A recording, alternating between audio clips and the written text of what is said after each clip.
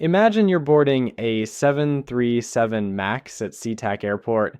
You settle into your seat, buckle up. The plane looks modern, clean, safe. Flight attendants smile. Everything feels routine. Now imagine you're an aerospace engineer 3 rows back. Same plane, but you see what's hidden in the software. You know about the missing redundancies, the shortcut decisions, the warnings that were ignored. You know this specific aircraft model has killed 346 people because Boeing decided quarterly earnings mattered more than physics. Welcome to the autopsy of America's premier aircraft manufacturer. Boeing spent 70 years building the world's safest planes. Then they forgot everything in a decade. They traded engineering excellence for stock buybacks, and they got exactly what they deserved. A $60 billion disaster that's still unfolding. Buckle up. Rewind to 1997. Titanic was crushing box offices. The world felt optimistic. And Boeing was the undisputed king of aerospace, built on a philosophy every engineer knew by heart. If it's not safe, we don't build it. The Boeing 777, launched in 1995, proved it. Engineers and pilots worked side by side for years. They built a full-scale mock-up in a warehouse, invited airline crews to touch everything, question everything. The result was a masterpiece. Twin-engine, long-range perfection. The 777 had dispatch reliability over 99%. Airlines loved it. Passengers trusted it. Then came the merger. Boeing announced it was acquiring McDonnell Douglas for $13 billion. On paper, Boeing was swallowing a smaller, struggling competitor. Wall Street cheered. But here's what actually happened. It was a reverse takeover. McDonnell Douglas executives, led by Harry Stonecipher, didn't join Boeing, and they took over. The Douglas culture, obsessed with cost-cutting and quarterly earnings, infected every level. Engineers who'd prioritized safety for decades suddenly found themselves in meetings with MBAs speaking a different language. Shareholder value, lean manufacturing, efficiency metrics. In 2001, Boeing made a decision that symbolized everything. They moved headquarters from Seattle, where the factories and engineers lived, to Chicago. Not because Chicago had aerospace expertise, because Chicago had distance from the people who might push back. For the record, Boeing didn't relocate near a manufacturing hub, they relocated near business schools. The new motto was explicit. Less family, more business. Boeing had operated like a family of engineers who happened to make money. Now they were a business that happened to make planes. Changes came fast. Safety testing budgets slashed, development timelines compressed. If you raised design concerns, you weren't celebrated as a safety guardian. You were labeled not a team player. Production managers, not engineering chiefs, started making final calls on airworthiness. One Boeing engineer later told investigators something chilling. Before the merger, if an engineer said it wasn't safe, the plane didn't fly. After the merger, if an engineer said it wasn't safe, we found a cheaper engineer. This is the original sin, where Boeing died, even though the corpse kept walking for 20 years. They handed control to people who'd run Douglas into the ground. Why? Because Wall Street loved it. Boeing stock tripled from 2000 to 2008. They spent billions on stock buybacks instead of R&D. Executives got rich, shareholders got rich, and the engineers watched the foundation crack. But cracks don't show up on balance sheets. They show up in the Java Sea. By 2011, Boeing had a problem. Airbus announced the A320neo with new engines promising 15% better fuel economy. Airlines went crazy for it, orders poured in, and Boeing was losing. The 737 airframe dated back to 1967, ancient. To compete, Boeing needed modern engines, but the new LEAP 1B engines were massive.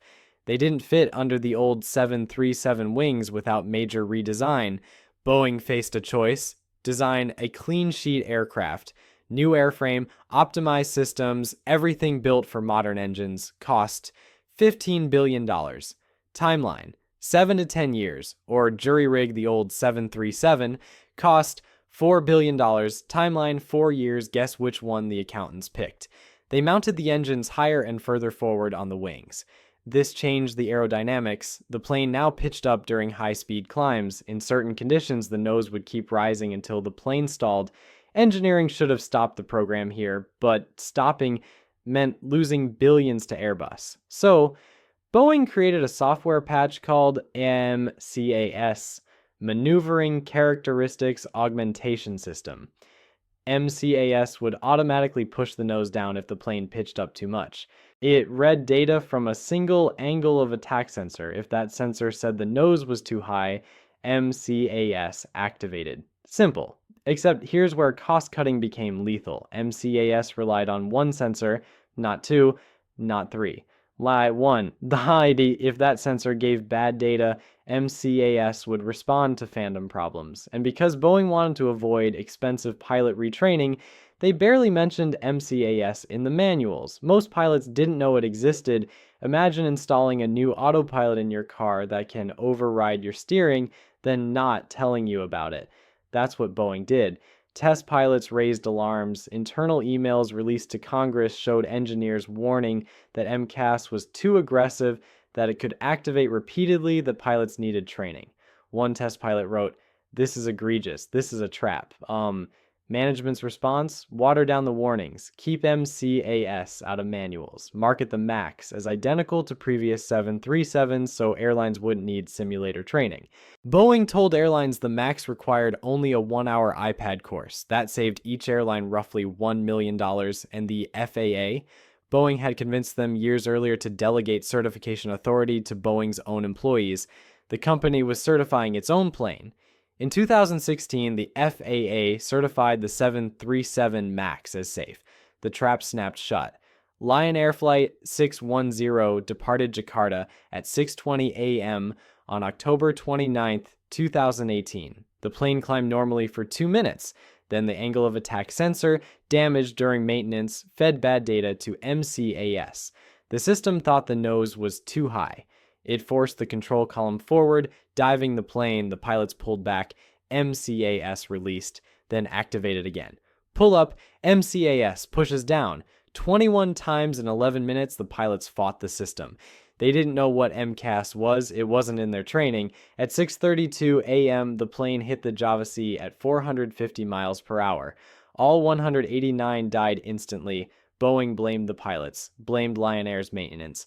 The company issued statements suggesting the crew hadn't followed procedures, never mind that proper procedures weren't in the manual because Boeing had kept MCAS secret. 5 months later, March 10, 2019, Ethiopian Airlines Flight 302 takes off from Addis Ababa. 6 minutes in, the nightmare begins again. MCAS activates on faulty sensor data. The pilots, briefed on Lion Air, follow Boeing's emergency procedure exactly. It doesn't work. MCAS is too powerful. The plane crashes into a field. 157 dead. Now, the pattern was undeniable, not pilot error, not maintenance, a design flaw so fundamental, it had killed 346 people in identical scenarios, half a world apart. Within 72 hours, every aviation authority on Earth grounded the 737 MAX.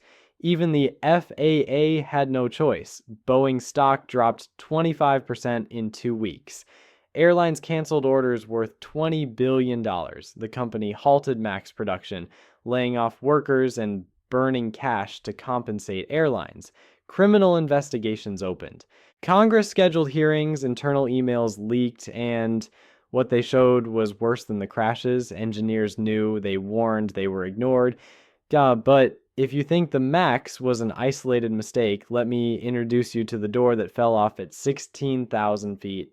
January 5th, 2024, Alaska Airlines. Flight 1282 climbs through 16,000 feet when a door plug blows out. The entire panel rips off mid-flight. Passengers' phones get sucked out. The kid in the seat next to that door had gone to the bathroom seconds earlier. If he'd stayed, he'd be dead. Miraculously, the pilots land safely, but investigators find something horrifying. The door plug was held by 4 critical bolts. All 4 were missing. Not loose, missing, and there was no documentation that anyone had installed them. How do you lose track of bolts on a door? This wasn't isolated. The 787 Dreamliner had fuselage cracks. Production was halted multiple times for quality issues. Assembly workers found gaps, misaligned parts, missing fasteners on delivery-ready planes. Boeing's defect rate had skyrocketed. Here's why. In the early 2000s, Boeing outsourced huge chunks to Spirit Aerosystems. Spirit makes 737 fuselages and 787 parts. The idea was saving money. Boeing wouldn't pay for factories, workers, or liability. What they got was distributed incompetence. Spirit hired cheaper, less experienced workers, quality control gaps appeared everywhere, communication broke down, parts arrived with defects, but schedule pressure meant they got installed anyway. Boeing workers call it traveled work, deferring fixes to keep planes moving. Whistleblowers from Spirit reported workers pressured to hit production targets over safety. Anyone raising concerns got sidelined. Sound familiar? The planes are falling apart, but what about the people who built them? Let's talk about the engineers who tried to warn everyone.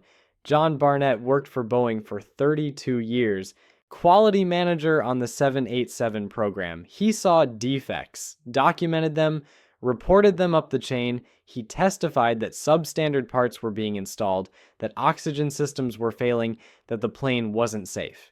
Boeing's response? Moved him to a different facility, marginalized him, destroyed his career. In March 2024, during his whistleblower lawsuit, Barnett was found dead in his truck. Official ruling, suicide. He's not alone. Ed Pearson, a senior 737 factory manager, sent urgent emails in 2018 warning that production pressure was creating dangerous problems. He specifically warned planes were being rushed out before they were safe. Those emails were dated months before Lion Air crashed. Boeing ignored him. He resigned and became a whistleblower. The pattern is clear. Speak up, get pushed out. Between 2010 and 2020, Boeing lost nearly 40% of its most experienced engineers. Average tenure on the factory floor dropped from 15 years to under 7. The graybeards who'd built the 747 and 777 were gone, replaced by contractors with months of training instead of decades of institutional knowledge. Some left for better opportunities, like SpaceX and Blue Origin were hiring, but many left because they couldn't stomach what Boeing had become. One departing engineer put it bluntly in his exit interview, "I got to aerospace to save lives. Now I'm being asked to risk them for quarterly earnings. I'm out." So, Boeing silenced the engineers, rushed the planes, chased the stock price. Did it work? Let's look at the scoreboard. Here's the darkest irony. All that cost cutting, all that shareholder value focus, all those sacrificed engineers and safety margins. Did it make Boeing more profitable? No, it destroyed them. In 2015, before the MAX crashes, Boeing and Airbus were roughly even. Boeing delivered 762 planes. Airbus delivered 635. By 2023, Airbus delivered 735. Boeing, 528.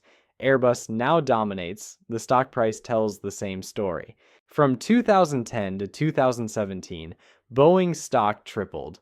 Wall Street loved the buybacks. After the MAX crashes, the stock cratered. Boeing lost over $60 billion in market value. Airlines that were loyal Boeing customers are now hedging. United, historically Boeing only, ordered 50 A321neos in 2023. Southwest, which flew only 737s for 50 years, is seriously considering Airbus. Customer trust, the most valuable asset in aviation, is gone. And China? Comac, China's state-backed manufacturer, is gaining ground. Their C919 is certified and flying. Orders are coming in. Boeing dominated China for decades. Now they're watching it slip away. The FAA announced reforms after the disasters, more oversight, tougher inspections, but Boeing still self-certifies most of their work. Nothing fundamental changed. Safety theater while quality problems continue. It's like trying to lose weight by cutting off your leg. Yes, the scale drops, but you're bleeding out on the bathroom floor. So here we are in 2025. Boeing wounded, bleeding market share, and the world is watching. Can they recover? What does this mean for everyone else? Late 2024, early 2025. Boeing's commercial division is still struggling. Deliveries continue, but slower than pre-crisis rates. The backlog exists, but conversion to deliveries keeps getting delayed by quality issues. Airbus is eating their lunch.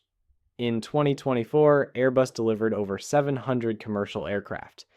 Boeing delivered around 400. That's not competition, that's a rout.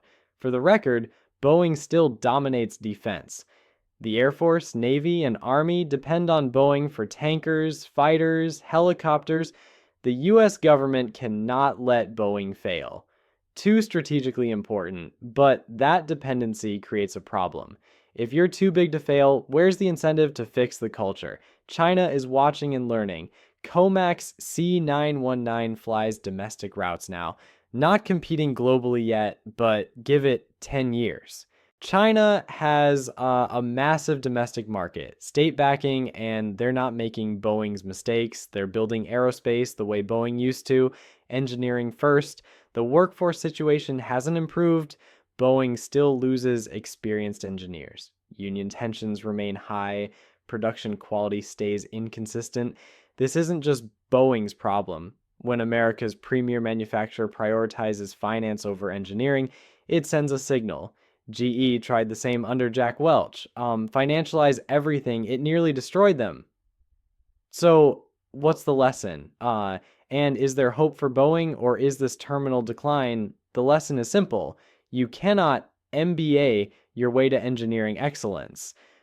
When finance people overrule engineers on safety, physics eventually wins. Physics doesn't care about quarterly earnings. Can Boeing recover? Maybe. They'd need to completely rebuild their culture. Yet I'll put engineers back in charge, stop outsourcing critical work, rebuild trust one safe delivery at a time. That's a decade-long commitment minimum. The problem is incentives. Boeing's current leadership came up through finance. The board cares about stock price. Shareholders want returns now. Not in 10 years. Cultural transformation requires pain and patience Wall Street doesn't reward, but the engineers still exist. The institutional knowledge isn't completely lost. If Boeing's board decided tomorrow to prioritize safety over schedule, it's technically possible, just unlikely. The bigger warning is for everyone else. Tesla, Apple, any company making complex physical products, watch Boeing carefully. When you let business school thinking dominate engineering decisions, this is where you end up. Societies that value engineering competence will beat societies that don't. China is learning that lesson. America seems to be forgetting it. Thanks for watching. If you found this breakdown valuable, hit subscribe. Next video. Why Airbus is winning the aviation war. The opposite story. Comment below, can Boeing come back or is it over? I read every comment.